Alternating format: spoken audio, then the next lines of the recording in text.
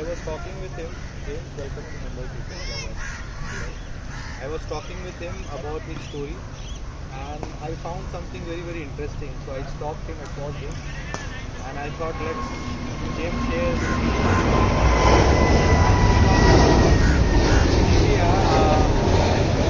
At the age of 17, 18, 19, you feel like you missed under 19, and so he's playing at, and I'm not able to play. I'm not getting selected for MCA camp. So many negativity.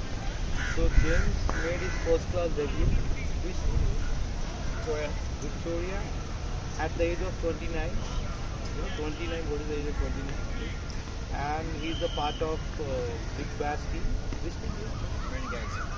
So I want James to take it forward and just share that what is your journey and what force is behind that at the age of 31 still you are playing here with us in India and trying to explore your game. Yeah.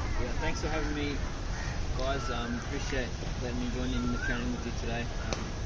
Obviously I was just talking to the coach. He asked me a little bit about my background and my story, and he did stop me and said he wanted me to share with the group. So basically I grew up in country Victoria, which is about 2 hours away from Melbourne.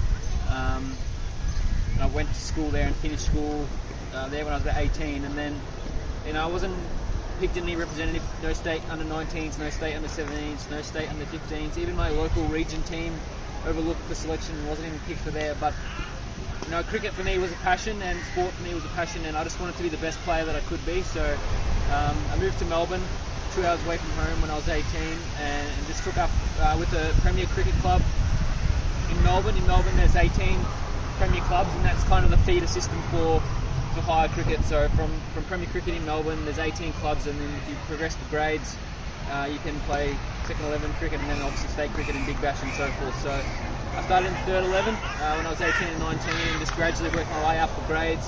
Got to first 11 maybe when I was 20, 21. Just spent a lot of time playing club cricket there. Probably took me 50 or 60 games even in grade cricket before I made my first century at that level. The main motivator for me was I just wanted to be the best player that I could be, and that was the thing that kept pushing me to try and get better and try and grow as a player. In Australia, at the top of Australia is a place called Darwin. I'm not sure if you guys are familiar with Australia. At the top of Australia, the seasons there are quite similar to sort of tropical parts of the world. So it's a wet season and a dry season, and those seasons sort of overlapping opposite to the Melbourne summer. So in my Melbourne winter I was going to Darwin and playing grade cricket in Darwin. For 7 seasons I did that. Probably around the age of 24, 25 I started to really perform pretty well, and started to have some big seasons in Melbourne. I was pumping out 800 run seasons, 1,000 run seasons, averaging 65, 70, up to 80, 90 sometimes, and constantly getting overlooked for first class selection, and seeing a lot of the younger guys that were sort of getting picked before me because they thought maybe I was too old or not good enough for whatever reason. But the main motivator for me was just to not give up, and that was the thing that I didn't want to look back on the end of my career and be like, I wish I had tried this, I wish I had gone and done this, or why did I give up when I was 24, 25? I wanted to just keep pursuing and keep pushing, and that's part of the reason why I've come to India, is that I wanted to experience the Indian conditions and learn how to play spin bowling. And you guys are all so skillful today. Watching you guys batting in the nets, the way you train and prepare for cricket is world class. So that's one of the main reasons that I wanted to come to India, is to experience that. But obviously I was fortunate enough at age 29 to get selected for first class cricket. I played 5 matches so far, made 1 century, made a 50 on debut, played a half a dozen Big Bash games.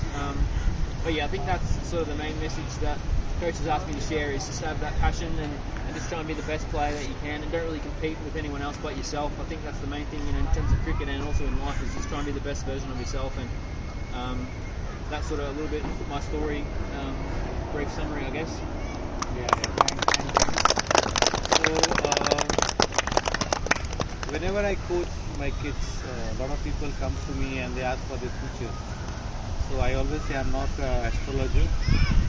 I don't know anybody's future. Future is all about what you're doing today.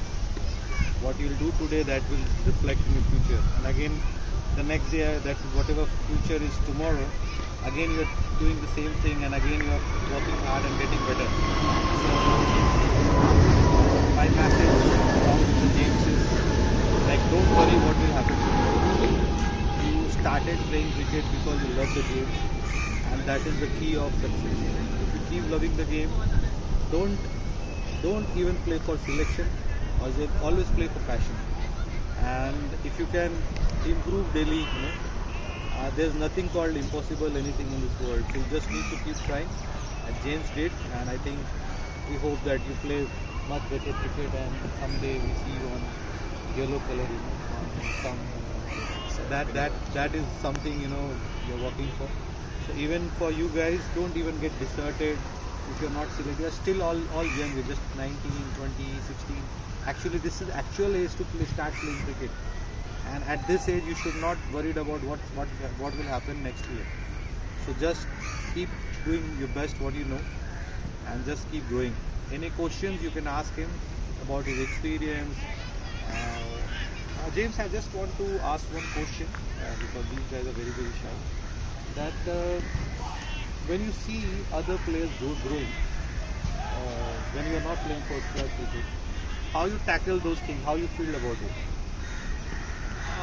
It's frustrating, and even talking to some of you guys in the nets today, I've seen some of you guys a bit frustrated with not getting selected, or age fraud, or some of the things that are happening politically with selections, maybe people getting a bit extra money to the coaches or the selectors, these kind of things. In Australia there's also not the same things, but there is things happening like this. But I think you can't be thinking about those kind of things. You've got to be thinking about yourself and just take care of your own thing and control what you can control. You can't control sometimes those other things, so you've just got to keep trying to better yourself, keep trying to improve and get better, and then eventually, hopefully, fingers crossed, things will go your way how you want it to go. But yeah, I don't think you can be looking for excuses or wanting to give up because of certain things. I think you've just got to be the man in the mirror, I guess, is the person that you've got to try and get better every day. Not worry about things that are outside of your control, I guess.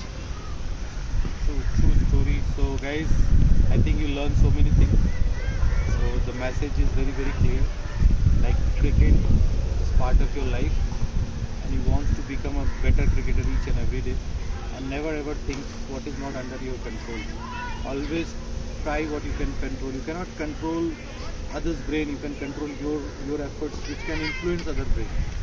So that's it for today. Thank you very much. Thanks, James, for your kind words.